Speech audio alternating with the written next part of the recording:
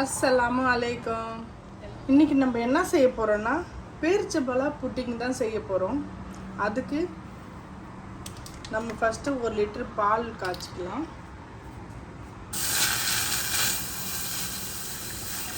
நான் 1 லிட்டர் பால் ஊற்றுறேன்.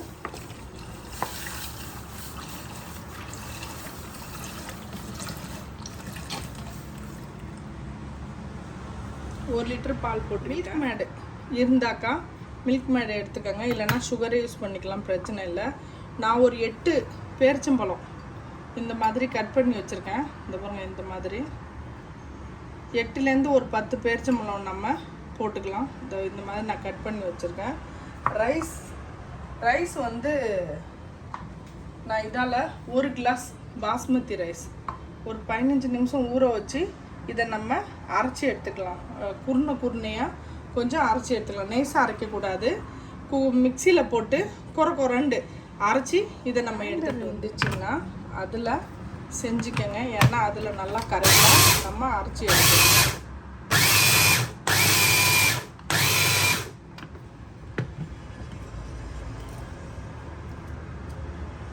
இதால் 1 கிளாஸ் ரைஸ் பாஸ்மதி ரைஸ் போட்டு ஒரு 15 நிமிஷம் ஊற வச்சு இந்த மாதிரி நான் அரைச்சி எடுத்துக்கணும். நம்ம ரவாவோட கொஞ்சம் மொத்தமாக இருக்கணும், ரொம்ப மெலிசாக இருக்கக்கூடாது. நான் அரைச்சி எடுத்துக்கிட்டேன்.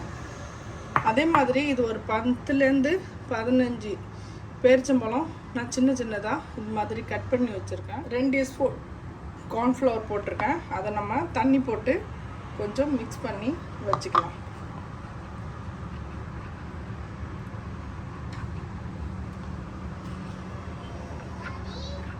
கொதிக்குது பாருங்கள். நம்ம இப்போ ரைஸ் போட்டுக்கலாம். சுகர் இப்போ போட வேண்டாம், நம்ம ரைஸ் போட்டுக்கலாம்.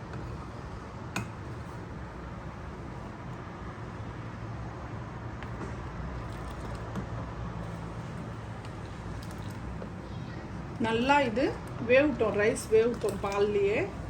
15லேருந்து 20 நிமிஷம் இந்த ரைஸ் வெந்திருக்குது. இங்கே பாருங்கள் எப்படி கட்டியாக எவ்வளோ நல்லா வந்திருக்கு பாருங்கள். இப்படி கையால் இந்த மாதிரி எடுத்து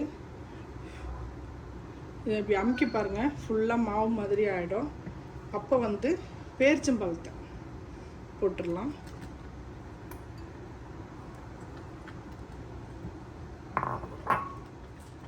மில்க் மேடு இதெல்லாம் ஊற்றிக்கும். 1/2 டப்பா ஊற்றிருக்கேன்.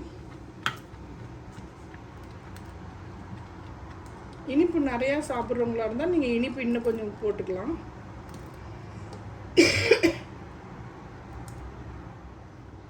நல்லா கொதிக்குது பாருங்க.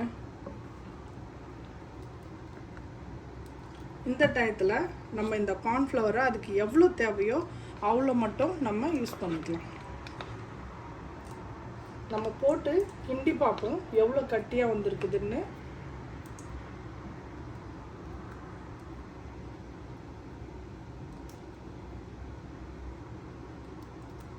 நம்ம இதில் எவ்வளோ நமக்கு இது வேணுமோ அவ்வளோ ஊற்றலாம். ஆனால் அந்த சுகர் சிரப்பு நம்ம ஊற்றுற அளவுக்கு வச்சுக்கிட்டு இதை நம்ம ஊற்றணும்.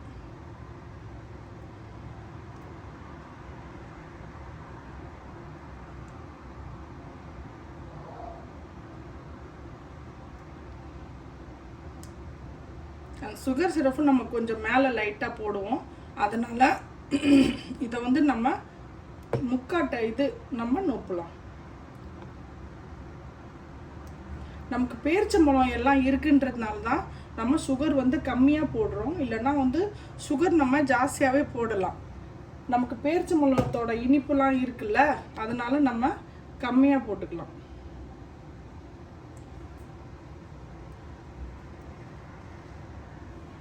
இருக்கட்டும், நம்ம ஒரு சுகர் சிரப்பு ஒன்று செஞ்சுக்கலாம். பேன் வச்சுட்டேன். நம்ம இப்போ 3/4 கப்பு நம்ம சுகர் போடலாம்.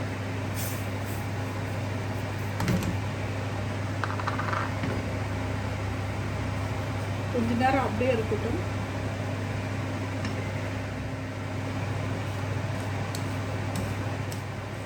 இங்கே பாருங்க, அதுவாக கரைஞ்சி வருது பாருங்க. நம்ம இந்த டைமில் கேஸை ஸ்லோ பண்ணிக்கலாம்.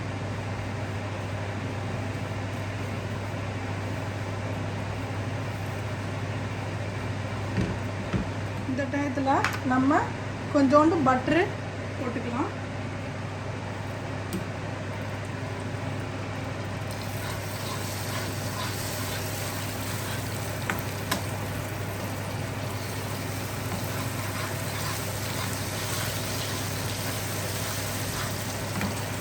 எவ்வளோ நல்லா வந்திருக்கு பாருங்க. பட்டரோட வாசனை, சுகர் எல்லாம் நல்லா வந்திருக்குது. நீங்கள் சும்மா சின்ன ஸ்பூனால் 1 ஸ்பூன் போட்டால் போதும்.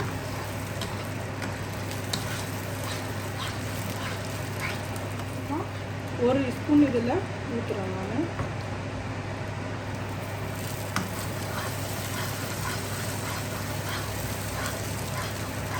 கார்ன்ஃப்ளவர் போட்டு ஊற்றும் போது ரொம்ப கேர்ஃபுல்லாக இருங்க. அது சில டைம் அப்படியே கட்டி பிடிச்சிடும். கிண்டி விட்டுக்கிட்டே இருங்க.